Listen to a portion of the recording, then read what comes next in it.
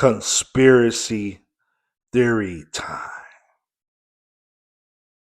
My name is, well, I'm not going to tell you my name because this could be dangerous.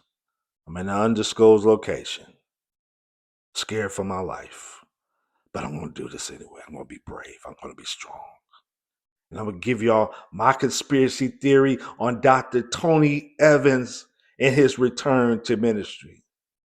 Now, you may have heard that this past Sunday was Restoration Sunday, and Dr. Evans came back to his church. He announced that he has healed after a year off, but he also announced that he is no longer the pastor and that the elders elected his son to take over his spot. And there's a lot of questions, a lot of things that people are wondering. Why did you step down in the first place, Dr. Evans? And of course, he had made a statement last year that he had sinned years ago. It wasn't anything criminal, but he had basically made some bad judgment. Now, fast forward this time, he didn't go into the sin of what he did, but he made some apologies and et cetera, et cetera. And a lot of people are still questioning, a lot of people are still wondering, uh-oh, I hear something, man. Y'all hear that? It might be coming to get me. Let me hurry up. A lot of people are wondering, what did you do? And Dr. Evans did not reveal that. And you might be wondering, well, why? Why didn't he reveal what he did?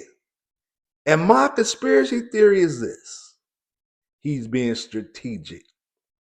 I believe that he planned this out from the beginning. He had a plan. And I believe that his plan was to keep his reputation, to still have a good reputation. And if you don't reveal what you did, you can never be accused of doing or being A, B, or C.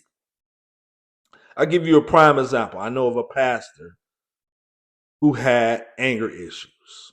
So much so that he got angry one time and punched one of his deacons and they fired his behind.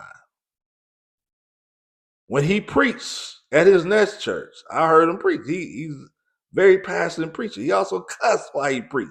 Because when he got angry, he started cussing. So that stigma of being this angry person always stayed in my mind. Even though I respected him as a pastor, he still had some anger issues. Look at Dr. Tony Evans. You can't put a stigma to him because he did not reveal what his sin was. Strategic. It's also strategic because it really pretty much protects everybody else. The church is protected. You can't put a stigma on the church like, oh yeah, Dr. Tony Evans, he did such and such. You can't judge his kids. All of them are in the clear because he was vague on what he did.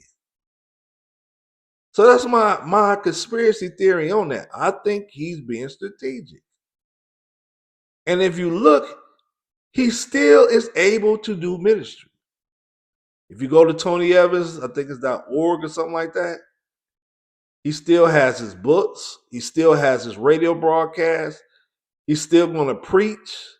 He's still going to do most of the things he did before. He wasn't just a pastor. I would not be surprised if he came out with his own podcast. All of these things, in my opinion, are strategic.